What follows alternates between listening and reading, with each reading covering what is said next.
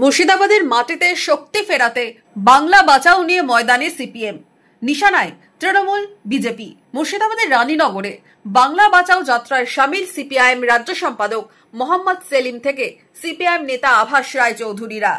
5 December Malda থেকে ফারাক্কায় ঢোকে বাংলা বাঁচাও যাত্রা।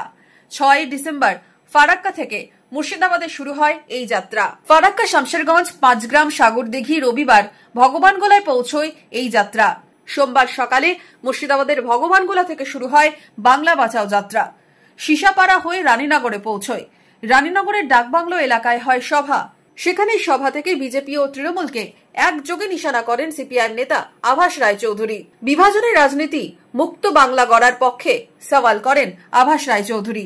বাংলাকে যদি বাঁচাতে হয় বামপন্থীদের শক্তি বাড়াতে হবে।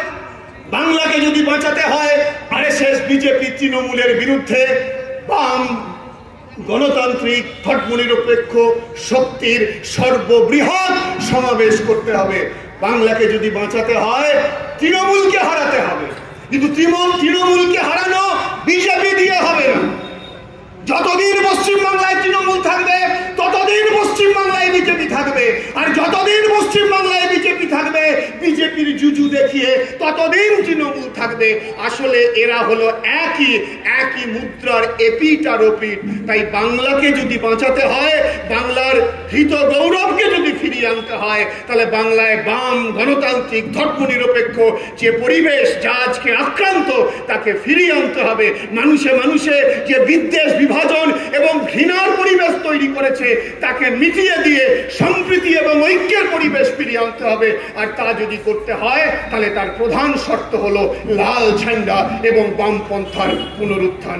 তার জন্যই এই কথাগুলো মানুষকে বলবার জন্যই আমাদের কোচবিহার থেকে বাংলা বাঁচাও যাত্রা শুরু হয়েছে। এদিন সভা শেষে সাংবাদিকদের মুখোমুখি হয়ে মোহাম্মদ সেলিম জানিয়েছেন, ভোটাধিকার বাঁচাও, নাগরিকত্ব বাঁচাও, তার সাথে দাঁড়িয়ে বাংলা বাঁচাও, তবেই বাঁচবে দেশ।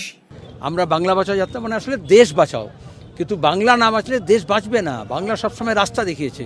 বাংলা রাস্তা দেখিয়েছে কারণ তার রাজনীতি, তার গণতান্ত্রিক মূল্যবোধ, তার নবজাগরণের পরবর্তীকালে তার শিক্ষা, সংস্কৃতি মমতা ব্যানার্জির হাতে, তৃণমূলের হাতে এই সবটা নষ্ট করা হচ্ছে।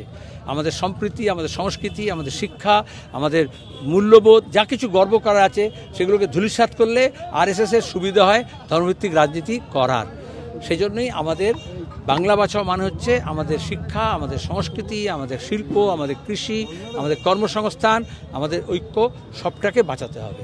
সেই লড়াইটায় মানুষ সামিল হচ্ছেন। তুই প্রশ্ন করলে কীরকম সাড়া পাচ্ছেন? কুচবিহার থেকে এখন পর্যন্ত দেখবে যেখানে যাচ্ছে, আমরা তো কয়েকশো লোক নিয়ে হাঁটছি না, হাজার হাজার লোক নিয়ে হাঁটছি না, কয়েকজন নেতা যাচ্ছে এবং তারপরে যেখানে যাচ্ছে কোথাও মোটরসাইকেল নিয়ে, কোথাও পদযাত্রা নিয়ে, কোথাও জনসভা করে, কোথাও গ্রুপ বৈঠক করে, কোথাও পাড়া বৈঠক করে। একদিন তুমি আমাদের সঙ্গে ঘোরো, তুমি দেখতে পাবে নানাবিধ কর্মকাণ্ড হচ্ছে। তাহলে ভোটাধিকার বাঁচাও, নাগরিকতা বাঁচাও, তার সঙ্গে দাঁড়িয়ে বাংলাকে বাঁচাও, আর তাহলেই দেশ বাঁচবে। গত 29 নভেম্বর কোচবিহার থেকে শুরু হওয়া সিপিআইএমের বাংলা বাঁচাও যাত্রা মুর্শিদাবাদের 10 ডিসেম্বর পর্যন্ত চলবে। 21 মুর্শিদাবাদে শূন্য ছিল সিপিএম। 26 ভোটে কি বাংলা বাঁচাও থেকে ডিভিডেন্ড পাবে সিপিএম? নজর রাজনৈতিক মহলের। Bureau report, imagine community media.